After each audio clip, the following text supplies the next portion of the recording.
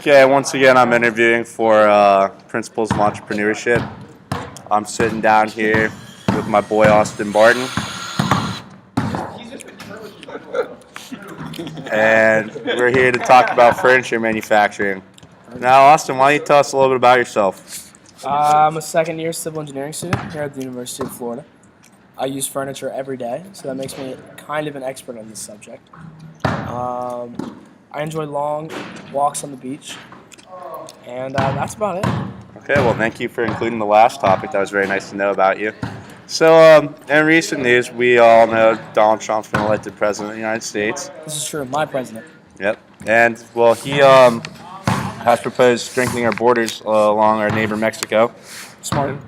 Yeah, well, what he proposed to do is tax Mexican imports to the United States with hit them with a 20% tariff. How do you feel about this? What do you think it'll do to our economy? I think it'll look a lot like Reaganomics of the 80s, and the first year to 2 years will be very rough for the economy. As expected, with most economic changes, you're going to go through a down period. But after that I'm going to say a year and a half. After that year and a half period is over, you're going to see an increase in economic growth in the United States because of domestic manufacturing. The 20% tariff, while it will increase prices at the beginning of for that year and a half period, it will increase prices and it will downturn the economy due to decreased spending. It will, in the long run, increase the economy because manufacturing will have to come home. Businesses will see a better location for themselves in the United States of America instead of Mexico. They will see themselves building factories in the Midwest. The Midwest will get strong again. It'll get great again. And that's what's important is that once that manufacturing comes back, it won't be immediate. It'll be a slow, long term. But once that manufacturing comes back, you will no longer have the tax on the imports. Transportation will be down. That's why costs will be down, Right. and you'll see an economic growth. Okay, so you see manufacturing that's going on where the products that we're importing from Mexico, you think that we're going to take the manufacturing there, move it to the United States? I do. Okay, and that's exactly what I'm proposing for my business idea. Is I'm not sure if you're familiar with Mexican exports to the United States, are you? Not too familiar on the particulars, but I do know we get a decent amount from them as a result of NAFTA. Yeah. Okay, so automotive is actually our number one export to the United States. So coming at 4, 5, or 6 is furniture. Okay. Mexico exports a lot of furniture to us, and it's an industry that's grown over 60% Interesting. with it since 2011, so within the past 6 years. That sounds good. Right. So anyways, I see a great market here and something that we can easily capitalize on and make great profits from. Your business proposal is to start manufacturing furniture in the United States? Yeah, precisely. Now, what do you think about the market for furniture? The market for furniture is a very stable market because while it is not something that it's not a market like technology where it's ever growing, ever changing, and so therefore has an ever demand in that sense. But it is everlasting in the sense that you're always going to need furniture, and while you may not buy it every single year, every 2 years, you will, and everyone will have to eventually buy furniture, and so I think that is what makes it a very stable market, a very great market to get into. Right, and I totally agree with you on that one. I think that because it's so stable, it's such a great industry to get into because there's always going to be a demand for furniture. But with this tariff, the supply of furniture might go down because companies are going to say, okay, well, if we're going to have to pay 20% more, why would we manufacture this item? You know? Well, I think if you look at that, you're looking at entire companies collapsing. I don't think it's something that you look at like a food company. It's not something to where you can. It's not something that you can diversify from. It's not like, let's say a company makes a lot of money off of Mexican avocados and guacamole. Interview? Mexican avocado companies are food companies, and food companies are very diverse, and so you could transfer between different foods depending on tariff. Now, if you're a furniture manufacturing company, you're not diversifying from that. Furniture manufacturing, you're dedicated to that. You're either closing shop or you're going to make yourself more adaptable to the new environment. And so I don't see any furniture manufacturing company closing up their doors and just saying, well, screw it, let's just call up our losses. I see them moving to the market, which is more suitable for them. And after that 20% tariff, that'll be the United States. Okay, so you think that our competition is we're going to have these companies that are already established out of Mexico move their firms to the United States. Mm-hmm. So that might be something that might get in the way of our industry. You have some time right now? You think it get in the way of the industry are treaties with other countries?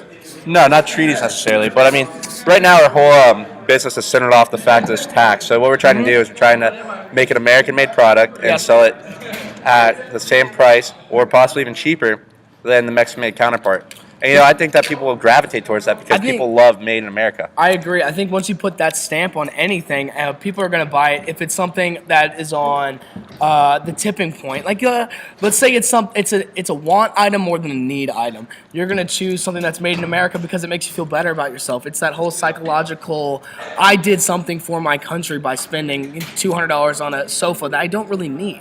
I think that's something that people will more likely gravitate towards if you put that Made in America stamp on. And as a result of this this tariff, if you will, your product will definitely be competitive in the market. Right. So you think branding is going to be a definite issue that we'll face? I think branding is probably what is going to be the key to your success or the major reason for your downfall. If you brand it as an American-made product, a quality product, because oftentimes something that's made in America is seen as having greater quality, more attention to detail, things of that nature. I think if you circle your brand around that, around loving America, hell, even put Uncle Sam on a stamp, I think that'll help you out. Okay, I totally see exactly where you're coming from. And that's definitely something that we've discussed with previous people that I've been interviewing for this business opportunity, is they all say that branding is definitely an issue that we'll face. And then getting our product out there, saying it's made in America, is definitely going to be something. But let's talk more about our typical customer. Now, who would you identify as a typical customer for, say, furniture? Which is typical customer, I would say, is a middle class family, per se, because you look at the lower class, they're probably not changing their furniture very frequently. I would say middle class, talking about renovations, talking about new additions to homes, new homes.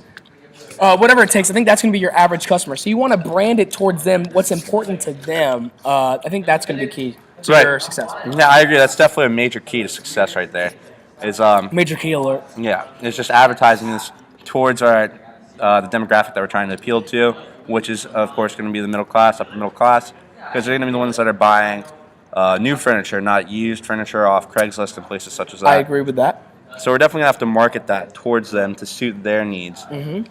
And besides that, what else do you think could possibly get in the way of this business opportunity? Well, here's what's going to get in the way of your business opportunity. You got to get ahead of the curve. You got to start the business soon. You got to start it quick. You got to start it great. You got to start it now. See, that tariff is going to That tariff's going to come into place within the next calendar year. You want to start your company before that tariff goes into place. You want to get ahead of the curve. Because if you wait until after the tariff's passed to start getting this company moving, then your company's not going to be up, it's not going to be running, it's not going to be functional until a year and a half after the tariff. And at that point, that's when you have the stable manufacturers of furniture coming back to the United States. That's when you have your Rooms to Go, your IKEAs. That's where you have them coming back to the United States, manufacturing furniture in the United States. And once you're starting at the same level they are, due to their prestige and their history and their knowledge of the furniture industry, you're not going to be successful. You want to get ahead of them so that you're selling furniture at a cheaper price for that first year, year and a half. Right, but what we're looking at right now is not necessarily being on the retail end of furniture. We're looking at the end of possibly being on the manufacturing end of furniture. Right. So we want to say is we want to manufacture furniture, and we want to manufacture furniture instead of just like distributing and retail. So we want to work more on the manufacturing end. I understand, but even manufacturing in and of itself is sales. No matter what you manufacture, no matter how you manufacture it, you're not manufacturing it just to have it. You're selling it to somebody. And so you want to get ahead of the other companies that control the manufacturing, distribution, and retail. You want to get ahead of them so that you're selling your product to the retail. You're selling it to the Rooms to Go, to the Targets of America before the other companies are sliding in. Okay, so right now what we got to do is we got to get established, and it sounds like our general consumers are going to be down the road. It's going to be the middle class families, but right now our general consumer is going to be large retail companies such as Yes. Target, IKEA, Rooms to Go, places along those lines. I agree. Okay. Well, I'm really glad we touched up on that because nobody has actually reached out and said that it's going to be these companies that are going to be our general consumer. Right. If you're a manufacturing company, you're going to focus more on companies, retail companies, than you will on the individual consumer. Right, and I'm really glad we breached that ground. But it was a pleasure having you on here to interview, and I thank you kindly for being a part. I thank you for having me on here, and anytime you want to talk to Don.